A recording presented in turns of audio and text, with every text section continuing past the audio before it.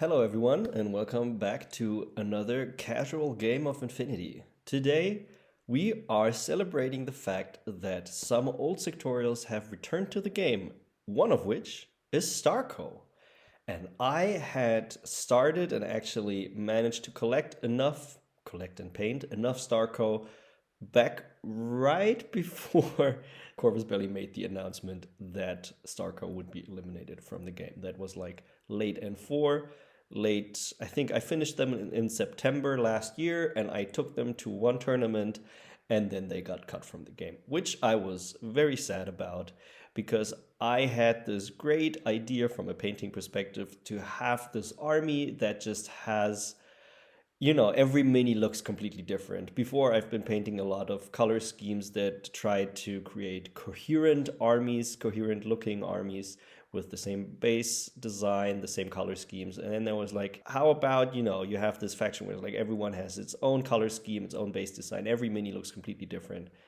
And I had all of this painted up, and then it was gone. And so now that they're back, I am incredibly happy to put them on the table again, especially a couple of units or a couple of things that have changed with the re-arrival of these sectorials. One of them you can see here, imposing big chunky guy in the back. Yes, we are playing the Anaconda today. She has gotten a big glow up. We will get into that shortly. But yeah, I definitely wanted to try her out.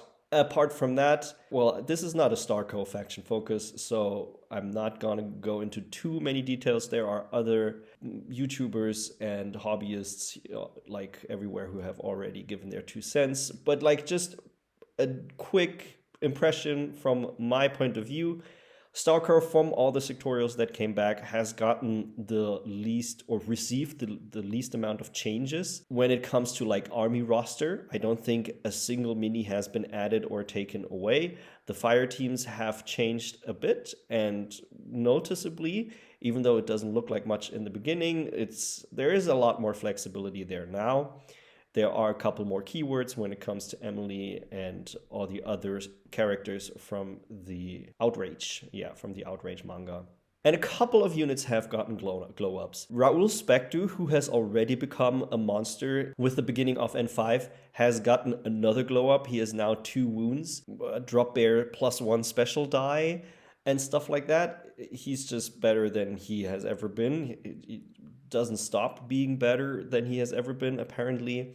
Apart from that, for this battle report, I don't think there are a lot of other noticeable changes. The other major thing is the Anaconda, and we're going to talk about the Anaconda as well. Just quick from this picture, you might be forgiven to be a little bit confused when you look at the army list afterwards, but what's happening here is that I am using a couple proxies and I'm using a couple minis differently than they're supposed to be. So Emily is here, but she's not in the list. She's my HVT because I needed an HVT, and I was like, why not Emily? She's definitely going to be a high value target for StarCo. And then you can see Sonia Lacroix up here. And she's definitely not Sonia Lacroix because she doesn't exist in StarCo. She is my Riot Girl with the Tinbot -6. And the reason I am using her as a proxy is A, I don't have Riot Girls anymore. I sold them with my Bakooning collection, I think 2 years ago. And B, I was recently playing a game of Torchlight where I was including her only because I am also selling my O12 collection right now. And it was the last chance, or that's what I thought, to put her on the table. And so I wrote a list with her, and then I played the game, and then I forgot the mini at home, which was sad. So I had to proxy her with something else I had put in my back. And so when it came to thinking what I could use as a proxy for Riot Girl, I was like, Sonia Lacroix, finally you get the chance to be on the table. I know she's not a heavy infantry looking unit, but my opponent was fine with the proxy, so that's what we did. And then finally we have the War Driver here, and she's going to be my Sacha. So now let's go look at the list. I don't think there will be too many surprises here since you had some time to look at the minis already, and if you know what those were, you know what units we have in here. Well, actually, let me say a few words about my whole idea for this list in general. Basically, all I wanted to do was A, play the Anaconda in Horus, and B, put as many Outrage characters and just favorite StarCo units in this list as I could. And then there's also a mistake that I made, which we will get to in the end.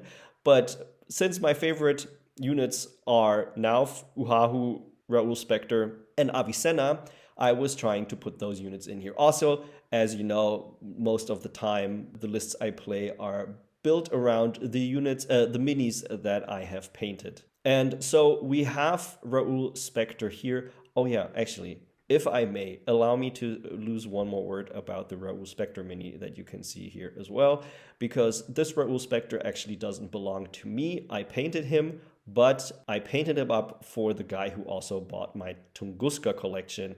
And even though he had the regular Raoul Spectre model already, he was really, really keen on having this Defiance version of him as well. And since I painted up the original Raoul Spectre as Moon Knight, because that's the obvious reference he is referencing, I was thinking, okay, how can I paint up this one? And I was like, well, the other one is white. Why not black? And also he has these Eskrima sticks.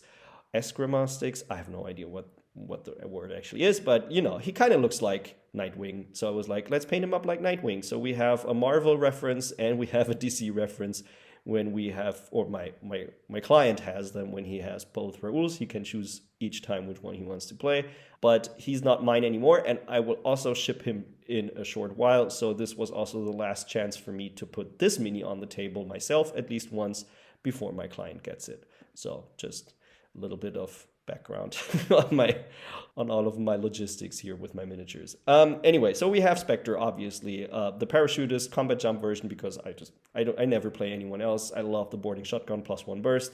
Now he has dropped bears +1 special die. I'm not sure if his boarding pistol was always PS6, but now it is. And yes, he has full 2 wounds now, and he didn't get a price increase. I don't understand how the points formula for Corvus Belli works, but apparently they were like, yeah, he can get all the stuff for free. Amazing. I'm not going to say no to that. Yes, and then we have a core of the Riot Girl boarding shotgun Tinbot Firewall -6 with Uhahu. That's basically the combo I wanted to do. Put Uhahu in a link with the Tinbot Firewall -6. You can also do that in StarCo with a Mobile Brigada, but then you have to build the link differently. You have to put in different minis to get the special die. And I only own one Mobile Brigada model, and I didn't want to build that link. I wanted to have Avicenna in here also because Nauf is in this link. And I personally am of the opinion that if I put Nauf in the link, I kind of want the best doctor around to bring him back up for that one face-to-face roll that I will almost inevitably lose and have him go unconscious. And so I don't want to rely on a whip 13 Doctary or, God forbid, a whip 12 Brawler to try and get Nauf, who doesn't have a cube. And so I can't re-roll the whole thing with a command token either. With one of those. So instead we have Avicenna, who's going to roll a very reliable 18 if she has to bring him back up. And the other thing, which is new with StarCo in N5, is that Avicenna finally got the Riot Girl keyword. That's a nice little bit of trivia there. Back in N4, you basically had the same Riot Girl link as in Bakunin, where Riot Girls could link with Fiddler and Avicenna. And Fiddler had the Riot Girl keyword, but Avicenna didn't in StarCo, while in Bakunin, both Avicenna and Fiddler had the Riot Girl keyword. And I was always taken aback by that. I was like, why this small little nerf to StarCo? Why can't she just also, form a pure link? And now, thank you, Corvus Belli, she finally gets the Riot Girl keyword, which means that we can build this duo of Avicenna and a Riot Girl, have a special die for Nauf, and also importantly, Uhahu's pictures, because Uhahu is only BS11, and I don't want to roll just one die with that. So we have a nice little team that can do a lot of things. Nauf is obviously the premium gunfighter here, and then we have Avicenna as a premium support element. We have the Riot Girl, who provides a Tinbot -6, and also it's just, it's a Riot Girl. It's a second MSV piece with a boarding shotgun that can do some close assault if I needed to. She also has a template she can fork. It's an amazing profile for 24 points, if you ask me. And yes, Uhahu, one of the best hackers in the game. Amazing value for 19 points, NWI, hacking device plus, everything I need. Obviously, yes, it doesn't synergize that amazingly with Nauf, because Nauf has MSV as well, and so I can't do white noise shooting with Nauf. But I wasn't planning on doing that anyway. Nauf is, in my opinion, good enough on his own. I'm not using him as an ARO piece anyway. And so I just really liked that team. And it allowed me to put 3 of my favorite heroes from StarCo on the table at the same time. We then have a skirmisher, an Al-Hava killer hacker. I put him in A, because I just wanted a skirmisher, B, because I have a painted Al-Hawa, which I really like, and C, because I have quite the hacking setup in here. I have Uhahu with a pitcher. We have a second hacker in group 2 that we will get to in a bit. And so I was like, if I have all this hacking setup, I should probably bring a killer hacker as well so I can utilize that hacking setup.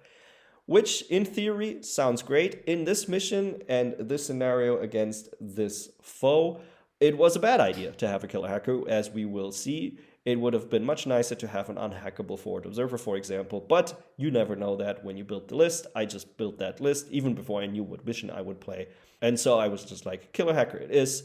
It's still a good specialist. It's a whip 14 specialist, so we'll have him here. Then we need a lieutenant, so we'll just put 2 alguaciles here. StarCo still has terrible lieutenant choices. That hasn't changed.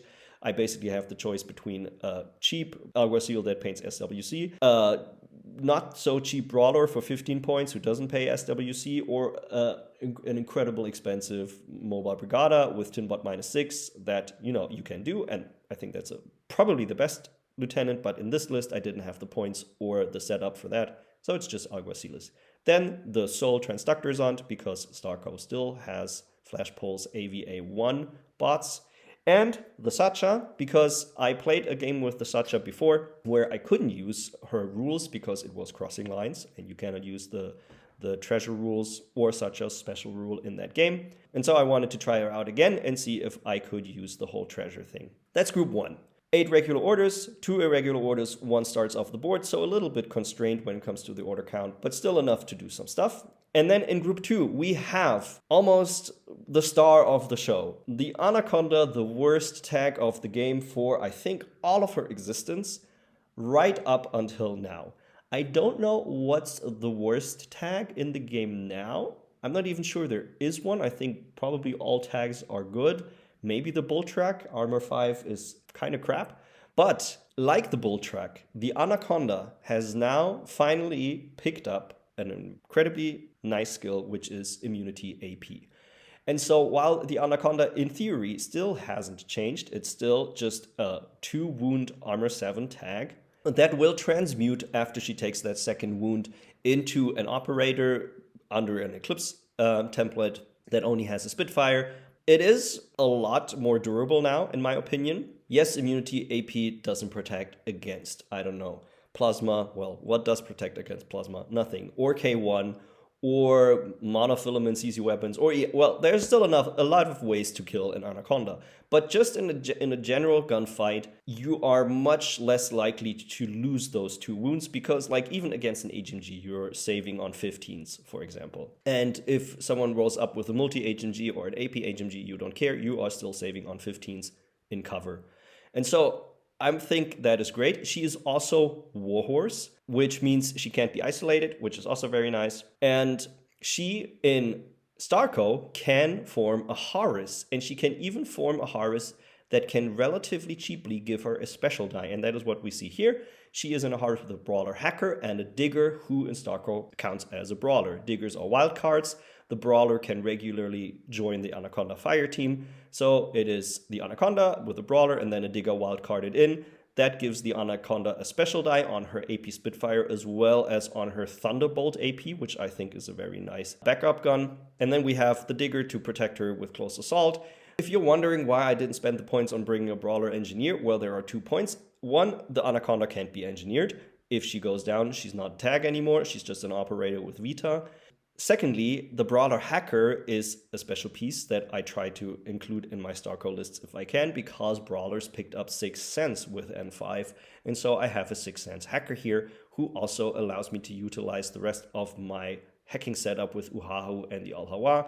So yeah, that's why the Brawler is here. And then I put in 2 Jaguars, and I actually painted up a second Jaguar to put him here because it was like, Jaguars are great, they have Panzerfaust, those are going to be my cheap ARO pieces. Because, in Corregidor, you just put them in a duo, you get a special die on those Jaguars. And I was just under, I don't know, some kind of brain fog when I wrote this list, just putting them in there like I put them in my Corregidor lists. And then when I actually just set them up on the table, I realized, oh wait, Jaguars can't link in StarCo. There is no Jaguar fire team. So they had to be there solo. They didn't luckily have any work to do, or not, like no ARO work to do. So that was fine in this game. But remind me to write those differently next time. Jaguars probably not as useful apart from smoke throwing in StarCo. Now, let's jump into the Corregidor list I was playing against. I was playing against Bent today, who is a good friend of mine, who has been playing mostly Nomads and Corregidor for all of N4. He has jumped into Steel Phalanx with N5. He wasn't too enthused about the changes to Nomads in N5, and so he wanted to try something different, so he has been playing a lot of Steel Phalanx. But he surprised me. I didn't know what he would bring. I didn't ask him. I just asked him for a game because he's actually moving out of the city, and I figured that would be the last time I get to play him before he moves away. So I didn't ask him, and when he said he brought Corregidor, I was pretty surprised. He wanted to try out something new, which is the Lobo and Diablo that you see in here, and so that's why he decided to bring this list. He told me that he had played the same list in the same mission against a different player recently, actually Andy, who you might know from this channel as well, who has been playing US Ariadne a lot and who has been featuring as a US Ariadne player here. And he had played this list in the same mission before, so he tried it out a second time to see how it would go. And so what we have here is, hey, look at that, 2 Jaguars who can link compared to my stupid use of them in my list. They are actually in a Horus with Valeria, so Valeria can have a special die on her picture as well. But we only have 1 Panzerfaust and 1 Smoke Grenade Thrower. Just 1 ARO piece, which I probably think is the better choice than what I tried to do with my list. Then we have McMurrow, because McMurrow is in every single Corregidor list since the beginning of time. And then we have this 4-man core of a Lobo Specialist Operative, a Diablo with Flammenspeer, Jazz, because Jazz is in every Corregidor list, and a Vostok. Because the Vostok, if there is a place for her in any of the Nomad lists, it is the most in Corregidor because she's a 0 SWC gun, and Corregidor is just, as it has always been, so SWC constrained. And so having a pretty good Mimetism -6, Mark 12 for 0 SWC is something that allows Corregidor to bring a second gun that it usually can't. And as a last piece, we have Carlotta Kowalski. You know, why shouldn't you bring her? Carlotta Kowalski, I think, is still one of the better deployment zone parachutist pieces, and Corregidor definitely benefits from a piece like that, since it's a faction that is a little bit mobility constrained. It's not that easy to throw stuff into your enemy's deployment zone with Corregidor, so she is the piece that can facilitate that.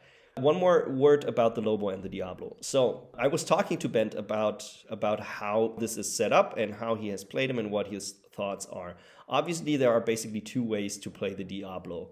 You either take the incredibly cheap 9-point piece that is, I think it's just a light shotgun, which is basically just a close assault piece, right? Or a deployment zone corner guard for 9 points who is made regular by the Lobo. It's 2 wounds for 9 points. That is amazing.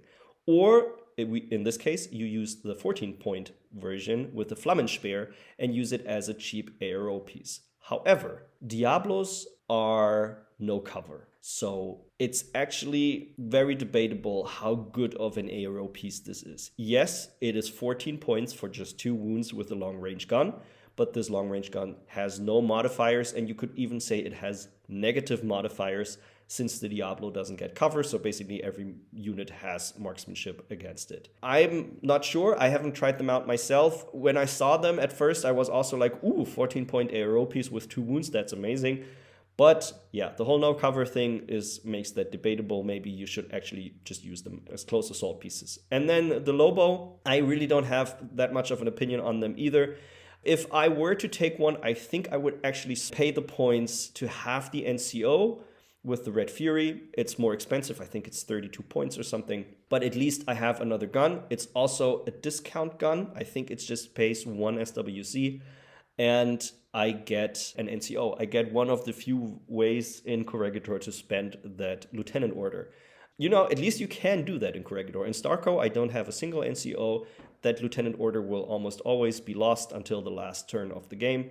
But here you could at least spend it without spending the point on a gator. But he didn't do that. Instead, he brought the disco baller, because this is one of the few, if not only, ways to also get a disco baller into Corregidor lists. And I guess that's what he wanted to try out here. Now, Group 2 is more of a meat and potatoes standard Corregidor kind of group. Guided missiles, because you're playing Corregidor and that's what you want to do. You have all this hacking here. Then you have an intruder HMG, classic smoke shooting Corregidor piece as well. There has been some debate that I've seen about whether the sniper is actually the better choice these days, because while he only rolls 2 dice versus the 4 dice of the HMG, it is an AP weapon. Obviously, in this mission, it wouldn't matter that much, because even if the intruder had an AP weapon against my Anaconda, at least that wouldn't have helped him. But it allows the intruder to also take on heavier targets. Like the intruder HMG just wants to shoot at squishy things, right? The HMG, it's PS5, but as soon as something has a little bit more armor and is in cover, it will quickly run out of, those efficiency gains. The problem is there is no other AP weapon in this game. So if I had brought a standard TAC that doesn't have immunity AP, there wouldn't have been a lot of weapons in here that could really deal with it, apart from, of course, McMurrow. Oh yeah, did I mention that McMurrow also got another buff? He got another glow up. He's now only 23 points. He went down, I think, from 28, and now he has 2 wounds and is dogged, which is crazy. I don't know how that happened. He got a lot cheaper and got better, and I think he went up to martial arts level 3 from martial arts level 2. But yeah, so he can deal with attack, but other than him, I'm not sure. The HMG from the Intruder and the Mark 12 from the Vostok are just PS5 guns with no AP, and there aren't any other big guns here, but I don't know. I don't know how I would solve that. That is one of the problems you have in Corregidor, but maybe there is another way. Then we have the same Alguacil with Lieutenant and Decoy set up as I have in StarCo. And then we have, of course, the 2 Morans with repeaters. Bent loves to play the combi rifles these days just because he says having the extra burst and the extra range is something he values. I think that's valid. I'm still not sure if they're not better off with a gun that gives them a +6 in a range band. They're just BS-12. But I guess there are. There are BS-12 mimetism. They can make use of a combi rifle if need be. And that's the list. A lot of standard Corregidor stuff, standard Corregidor hacking setup, 2 Morans, Jazz with a pitcher, Malaria with a pitcher. Enough hacking to go a long way against my list. And now to finally look at the table and the mission that we're playing, which is Critical Intervention. I am not the person to talk to about in-depth analysis of the new ITS season pack. I'm just trying out those missions. I think I like them. I love the fact that we're getting a full new set of missions. I love all the kind of crazy stuff that there is, and I was really keen to try out this mission as well.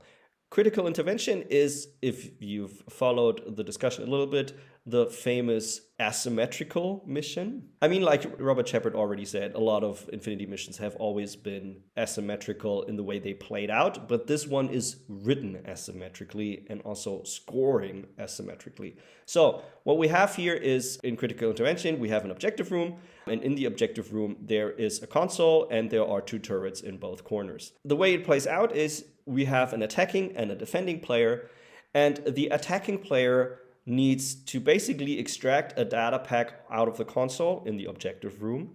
And the way they do that is just with the rip roll in base contact with the console. However, if they have not first unlocked the console, that rip roll is on a -6.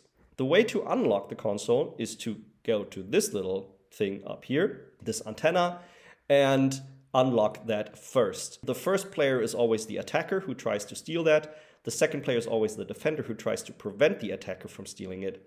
And so the antenna always goes on the opposite side of the objective room from the attacker. So in this case, the attacking player starts from this side, and that's why the antenna is on the other side of the objective room. I guess the way you play it is after deployment and initiative is decided, you put the beacon on one or the other side of the objective room. The way it scores is the attacker gets a point if he unlocks the antenna. He gets 2 points for extracting the data pack from the console. So the unit that extracts it has to be alive and in the deployment zone at the end, and you get those points. You also get another 2 points if you kill 75 points of units of your enemy, and you have one classified. The defender on the other side basically just gets point if most of that doesn't happen. He gets a point if the enemy doesn't activate the antenna, if he doesn't extract the data pack from the console, and if the person that extracted the data pack is dead. They also get points for killing 150 instead of 75 points, and they also have a classified. All right, so much about the mission. We rolled off and I won the lieutenant role. And I had watched Robert Shepard's video on the new season in which he said that Defender has a slight advantage in his opinion, but I still wanted to find out just how you actually might be able to win this as an attacker.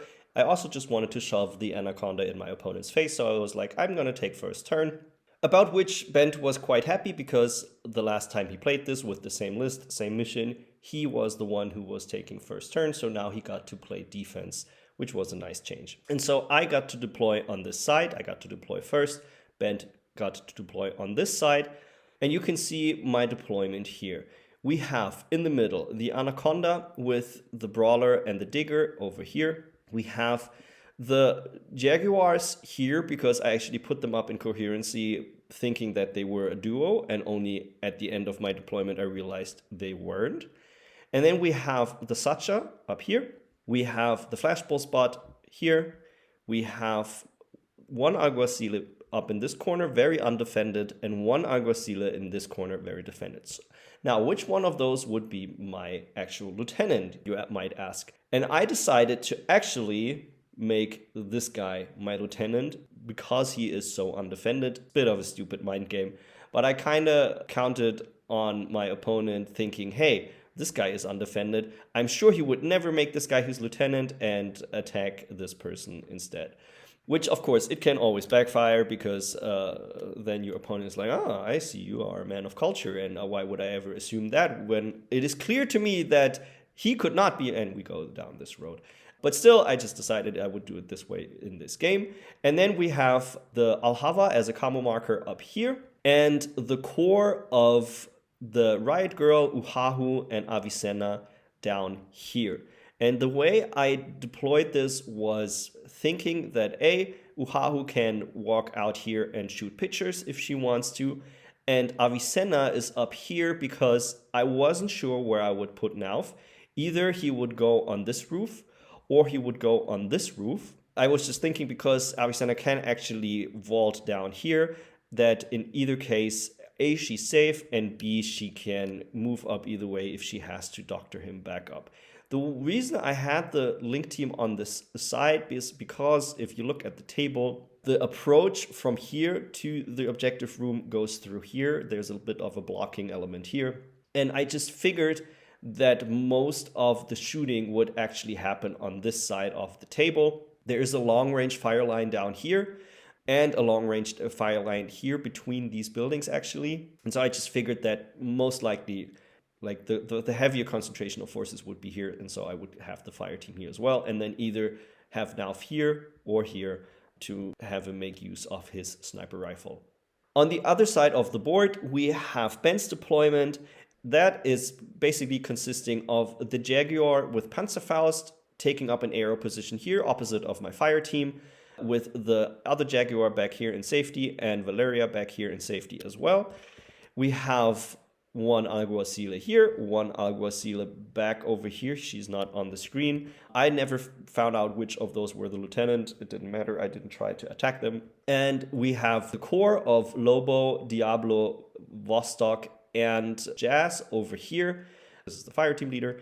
With the Diablo on an aero position here. That's the long diagonal line towards now. And after I saw that, I decided, okay, I cannot get line of fire to the Jaguar from the other side. I can get line of sight to the Diablo through here. And so I decided to put Nauf on this side of those two buildings as my reserve, and then Bent as his reserve put down McMurrow on the very far edge here on the very left side behind these crates, ready to impetuous if I don't have arrows, or just move, like super jump into the other direction and provide some smoke.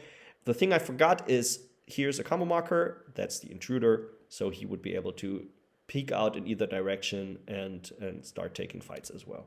My opponent takes 2 orders from my first group, and we start the game. And so the first thing I do is I activate my Anaconda Horus, because that's what I want to do, and they move up, and the Anaconda right here, after her first movement already, gets line of sight to one of the turrets.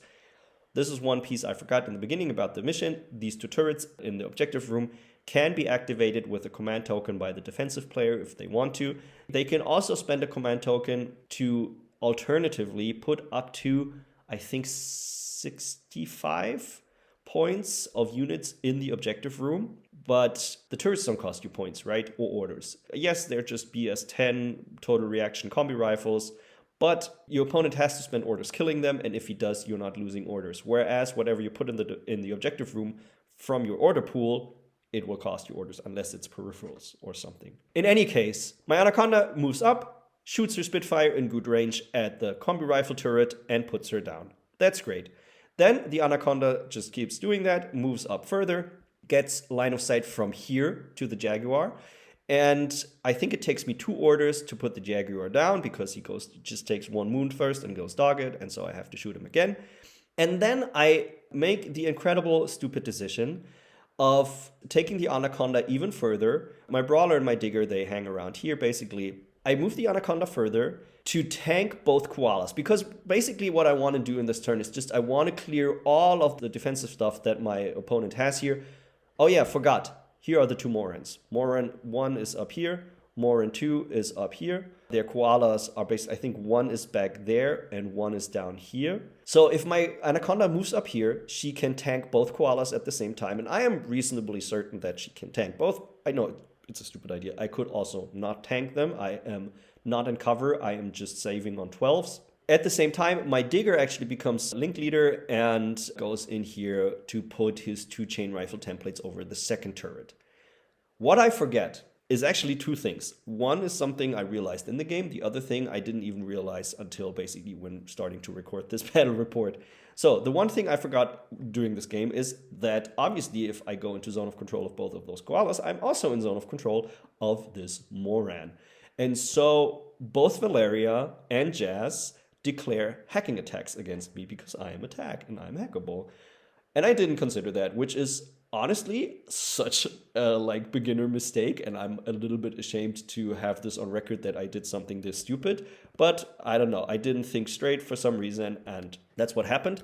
And so I tank both Koalas actually. I make both my saves, and Valeria and Jazz both roll a 17 and a 19 and fail both of their total control attempts. I, however, am now stuck here with my Anaconda in repeater range of the Moran. The turret actually makes both her saves against the Digger as well. The Digger makes both his saves against the 2 shots of the turrets that land. And I need to spend another order to move the Anaconda back out so she doesn't end up in repeater range at the end of the turn. So she does that. And here's the second thing that happens that we both didn't remember during the game. I only remembered it now.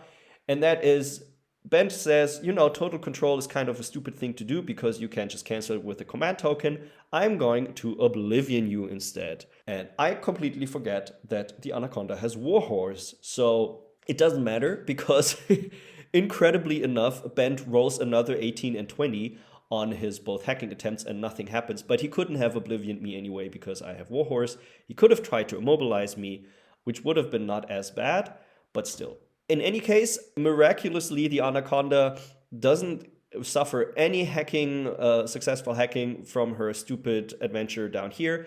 And with the second attempt, my Digger is still the link leader, and he just moves into CC with the turret because Diggers have CC attack +1 burst, And that is more reliable, and he puts the turret down. That means that the objective room is now cleared, both koalas are down, both turrets are down, and I can now safely move up my Alhava, who you remember is behind this crate, and the Alhava moves up here. There are no ARO pieces anymore, the Jaguar is down as well, and then he moves back here, so he's safe behind this console and activates it. And now we come to the point where I said maybe it wasn't a good idea to bring a killer hacker, because with the last movement, I think I make move into base to base with the console, and then with the second order, I try to activate it and I move into the objective room. Obviously, I reveal, and my second short skill is press button, so I cannot protect myself against the Trinity that is coming back from Jazz back here, because I'm also in repeater range again of both of these Morans, and I am hackable because I'm a killer hacker. And as you can see here, Jazz puts the Alhava unconscious, and that is unfortunate. I would have liked the Alhava to survive, but at least he is a good little button pusher and he presses the button successfully. So I have made my first point of the mission. I have activated the inhibitor antenna and am now able to activate this console. The problem though is I don't really have a way to do this in my first turn anymore. The Alhava is dead. The only other specialist that is really close by is my brawler that is right outside the objective room, as you might remember. That's also a hacker, and I'm also out of orders in my second combat group. And so the closest specialist that I have is actually the Sacha, but the Sacha can't move because the Sacha is pinned down by the Diablo here, who is basically covering that approach between the objective room and the Sacha. And so instead I go into my first group and activate Nauf. She stands up. Oh yeah, Nauf is a proxy as well. As you can see, it's the bounty hunter sniper because I don't have a Nauf model either. So Nauf, who apparently has some gender fluidity going on here, stands up and she takes a shot against the Diablo, which, you know, she's shooting on 16s. The Diablo doesn't have good target numbers. He does therefore declare dodge and actually manages to win the face-to-face. Just goes prone.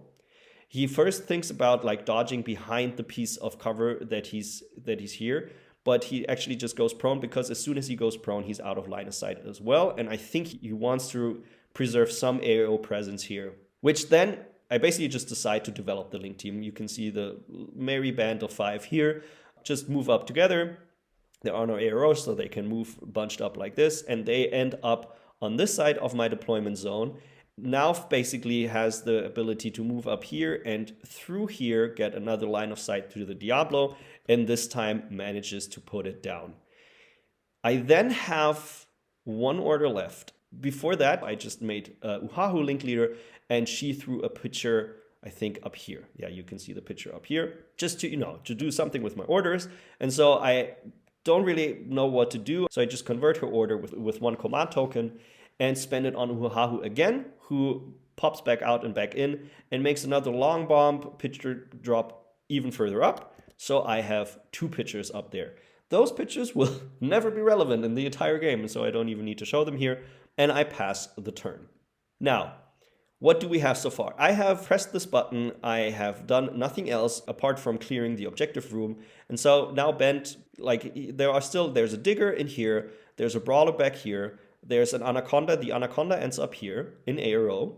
And Bent basically can just start to shoot stuff if he wants to. So the first thing that happens is McMurrow from back here doesn't use his Impetuous Order, because if he had to use his Impetuous Order, he would have to jump up here and get ARO from my Anaconda, and he doesn't want that. So instead, he jumps here, and he decides to throw smoke here. And he rolls a 20. The dice are really not in Bent's favor in this game, and he tries it again. And he throws smoke here, and this time he succeeds. I am already assuming, well, this is the standard play. McMurrow throws down smoke. The intruder's going to come out and shoot at my Anaconda. But that doesn't happen. Instead, what happens is that Valeria Gromos stands up, and she comes out and just basically moves up the ladder up on these crates that she's behind, and she tries to shoot a pitcher in front of my Anaconda. However, since I shot the Jaguar with Panzerfaust, this link between her and the Jaguar doesn't have a special die anymore, and she is just shooting on 11s, and that is not enough. and she fails the pitcher. And I think she tries it twice and she fails both. Which, is also unfortunate and kind of unlucky dice, but this is something that can happen if you just have one die on an 11. And so, since this doesn't work, the Moran, instead, in front of my digger, stands up and just shoots the digger in the back, because this is a later picture, but the digger was still facing the turret. And so he could shoot him in the back. But my digger, who, by the way, rolled +1 armor on his booty, so he is armor 4, actually tanks the shots. The Moran only hits once, and I make the save. And so I turn around and look directly at the Moran, and I am definitely in chain rifle template range here. And so the Moran's like, I'm not gonna keep doing that. And so instead of that, now the intruder moves up, comes around here, and takes the shot through smoke at my Anaconda. And at this point, obviously, the reasonable thing for my Anaconda is just to declare dodge. But I am playing the new Anaconda for the first time in this game. I know that I am rolling 15s against him. It's just an HMG, and I feel ballsy. I say YOLO. I know that I'm on -12s, which means I'm gonna be crit fishing with 2 dice on a 1 to shoot my Thunderbolt AP back at him. While I don't crit on a 1, I'm going to show you what the intruder rolled for his shot at me. Yeah, that is unfortunate. I don't think I've seen a lot of dice rolls that have the same result on 3 out of 4 dice. But yeah, he misses 3 shots, he only rolls a 2, and I tank that 2. So I'm like, cool, let's go again. And he shoots a second time, and obviously now I shouldn't push my luck, I should just declare dodge. Yes, he doesn't have surprise attack anymore, and I can go crit fishing on 4s instead of 1s, but that is still a stupid idea. So I do the stupid thing. I'm like, let's see how much an Anaconda can tank. I want to see how much this tag can survive now. I mean, it's not even relevant, right? Like, her new rules don't affect any of these dice rolls. The intruder doesn't have AP on his HMG. Even before that, the Anaconda would have saved on 15s, and it would have been a bad idea to do this. Because now the intruder was like, okay, if you want to do that, let's go again. And he rolls 2 crits and a hit. And I don't make those 4 armor saves.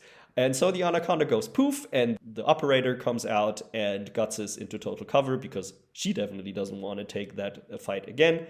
At least the intruder has killed the Anaconda, because I was stupid and I was a little bit too confident.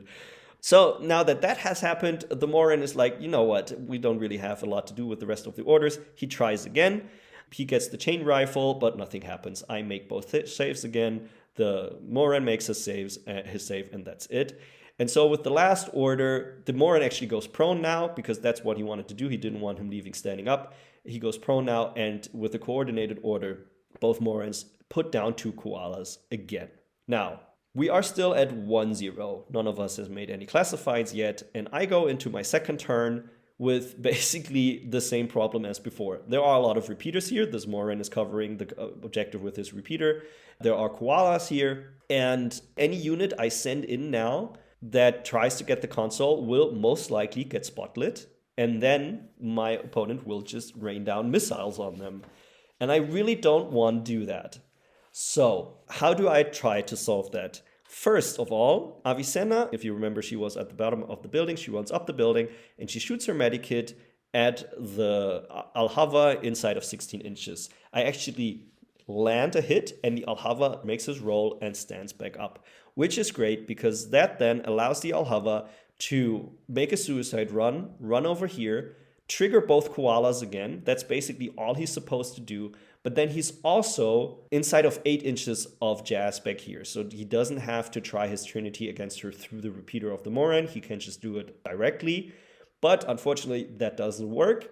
Jazz wins the face-to-face. And while I actually make both saves against the koalas, I don't make the save against her Trinity, and the Alhava goes unconscious again. Avicenna and the Riot Girl, they break out from the link. They leave Nauf and Uhao behind, and they come up here. And only then I realized that, yeah, stupid, I still need to get rid of this repeater here. In here, I'm still outside of repeater range, but I can't move closer without getting spotlit. And that's my mistake here. I do this move before I realize that. I'm like, oh shit, well, how to get rid of the Moran? Well, how to get rid of the Moran? It's Raoul Spectre time. And Raoul Spectre tries to combat jump down here and fails. Which means that Raoul Spectre has to come in here on the table edge and with his super jump trek all the way across the board over here, and then he jumps up on the stairs and puts his boarding shotguns into the Moran. That, however, doesn't work. The Moran makes his saves, and so with the last order, Raoul has to jump down here and try his luck in CC. However, that gets him spotlit.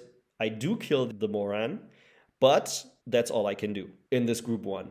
So I still have some orders in group 2, which reminds me, I think actually before I attempt the whole thing with Raoul, I try to spec fire a grenade with the digger on the Moran, but I'm rolling force, and I also can't move up to get into 8 inches. So I would be on a positive range band, because then I would also get hacked. I don't want to do that. I'm still in a link with the operator, and I don't want to lose that bonus, and I also don't want him to get isolated or immobilized.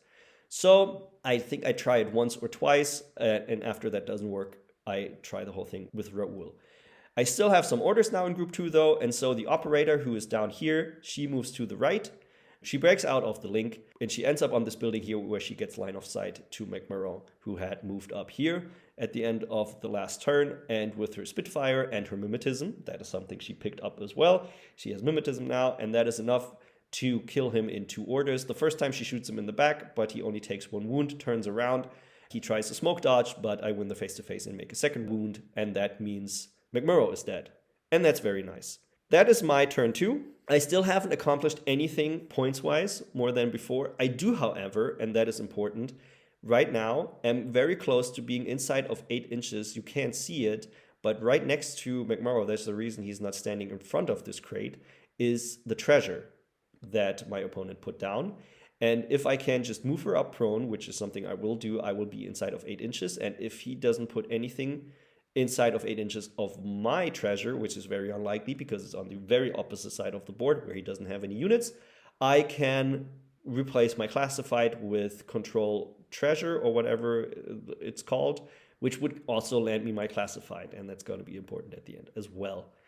Now, Bent goes into his 2nd turn. We remember Raoul is down here, the Moran is dead, Raoul is standing here, is he spotlit? And so the guided missile bot activates and he shoots a guided missile on Raoul, but Raoul crits his reset and is no longer spotlit and cannot be longer guided, which is unfortunate but not the end of the world. So instead of that, we have the intruder who climbs up the crate here and then takes a shot against Raoul here. It's the perfect setup. He has MSV2, he ignores my Mimetism -6. I am out of cover, and Raoul dies in 1 order. The next thing he tries is to bring in Carlotta. And to my great delight, he brings her in here.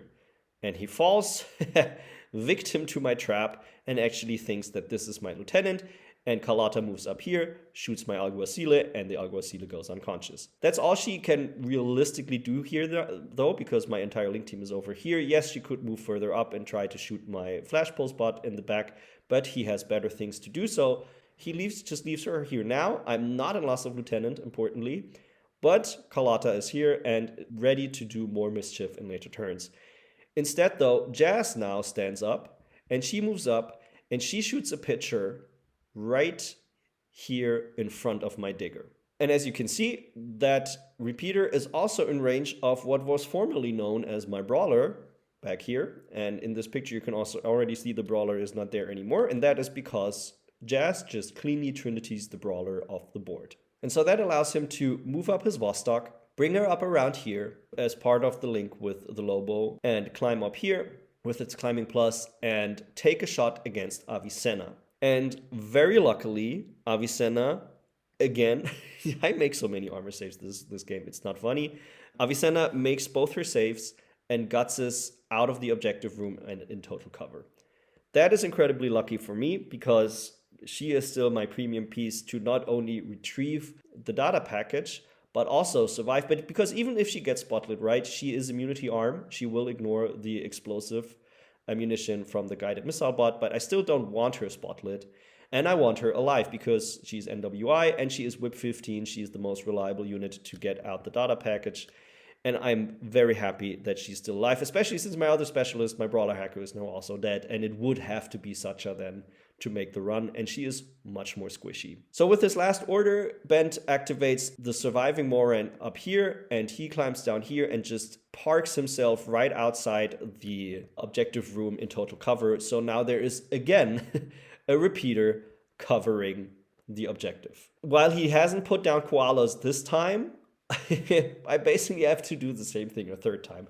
The whole game is just me trying to get rid of his repeaters, his koalas, and everything that is trying to guard this objective room. And it feels like it's not even getting easier. But what can I do? I need to get rid of them. And so to have enough orders, I move one of the two Jaguars into group 1. And then the first thing I do now, because it's my last turn and I can sacrifice pieces, is I decide to sacrifice the Digger. Because there's also still a repeater in the objective room as well, I try to get two things at once, and the Digger moves up here, so he just gets line of sight to the Moran, who's back here, puts one chain rifle over the Moran and one chain rifle over the repeater. Unfortunately, the Moran survives, but the repeater at least dies or is taken off the table. I get immobilized for my troubles, but that's better than nothing. Obviously, it doesn't make sense for Bent to try and isolate me because it's my last turn and isolation doesn't do anything anymore.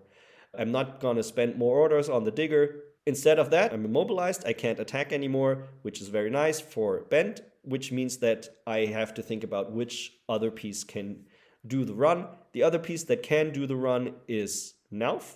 And so Nauf moves all the way back from over here, makes his beeline here into the objective room. I have to go into the objective room, obviously, because you can shoot in and out of the objective room, but not through. So I have to go in. That means, however, that I will take arrows from the Vostok, as well as the Moran. I'm willing to take that risk. It's my last turn. I just need to get rid of stuff so Avicenna can make a run.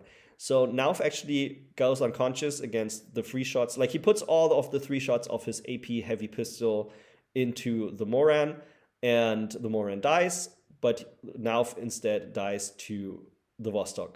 But that means that now, finally, the objective room is cleared, almost, because the Vostok is still there. So now the Jaguar in group 2 moves up and throws smoke into the objective room.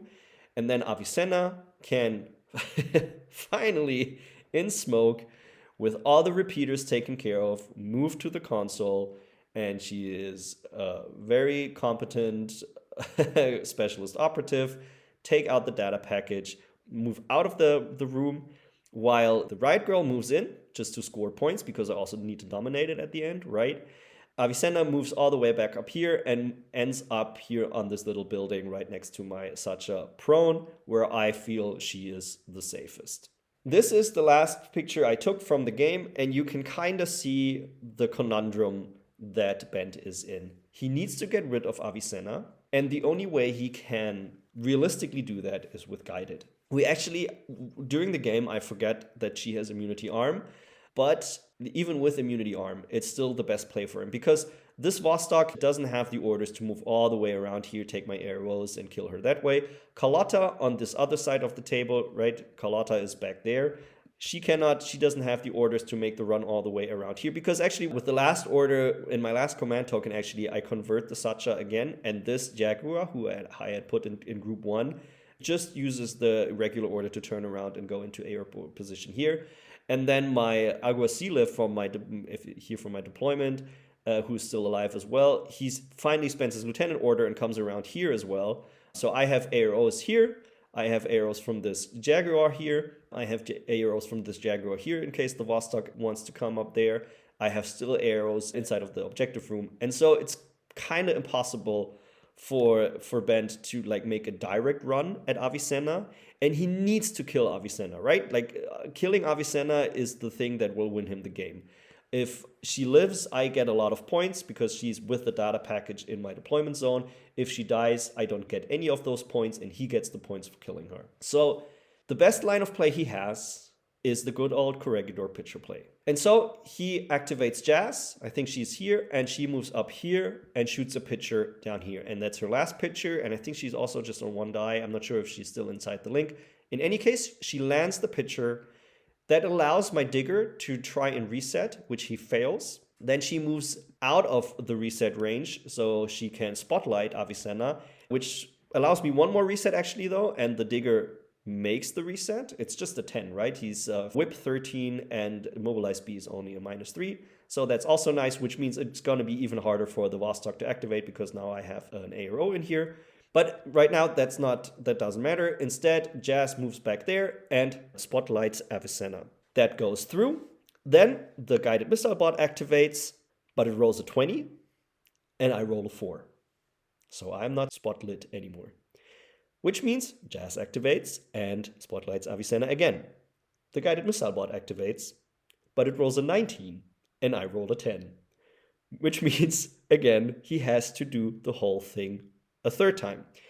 Which means Jazz activates again, tries to spotlight Avicenna, and I crit my reset on a 15.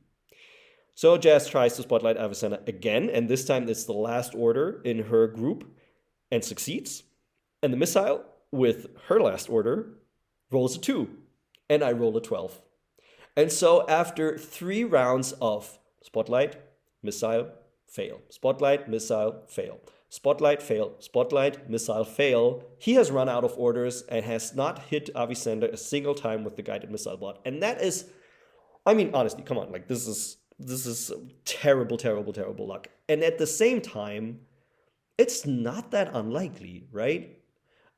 Yes, Spotlight is burst 2, so we can already see that the majority of time it works, but it's just a 2 dice versus 1 die kind of face-to-face, and actually I am better than she is. I'm on 15s, Jazz is on 14s.